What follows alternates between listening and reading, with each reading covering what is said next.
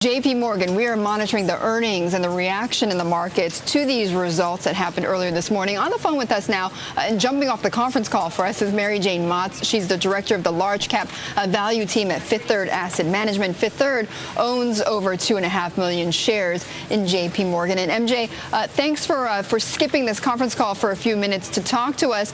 Overall, your reaction to what you've heard from Jamie Dimon so far? Well, it looks like a really good quarter. I mean, it's a significant beat versus consensus. Still pretty good credit trends showing up through these numbers. Trading revenues better than expected.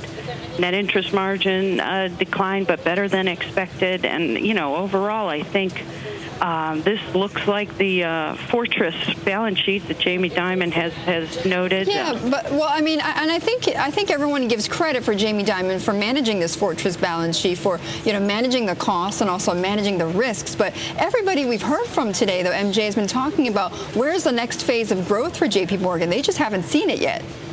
Well, you know, in part they've had to kind of retain excess capital in preparation for, or in anticipating what's happening on the regulatory front.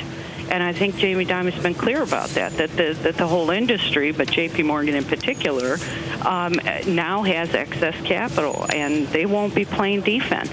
They're going to do stock buyback. It was more aggressive here in the third quarter than expected. They've vindicated that the dividend increase might be forthcoming as soon as early next year, and they'll be on the prowl for strategic acquisitions. MJ, this is John Erlichman. Once we're through earnings season, what's going to be the takeaway? Because there are some firms out there that have more exposure to Wall Street than JPMorgan just because it's such a big bank. Right. I think the most negative read-through here is the big increase that JPMorgan did to the reserves for their mortgage matter litigation and the mortgage repurchase reserves. That is fairly significant, I think, for like a Bank of America.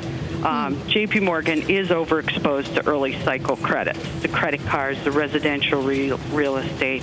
Those are the areas that are first to stabilize and first to normalize. So right. I think JPMorgan will be out in front in terms of their ability to get back to a normalized EPS level, back to normalized returns, and back to a normalized dividend. MJ, though, you own shares, or your firm owns shares in JPMorgan. Why don't you think, though, that the company has been rewarded in its share price for managing these risks? Well, what's difficult here is it's tough to see the chink in the armor. I think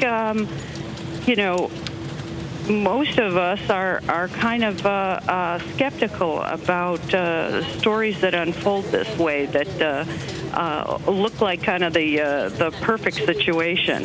But what are you talking about? What do you mean the perfect situation? What I mean is that the story here on JPMorgan is pretty much solid across the board. When you look at the balance sheet, the competitive position, the management team, where they are in terms of their diversification, geographic and across business lines. Right. But the whole group has been under pressure for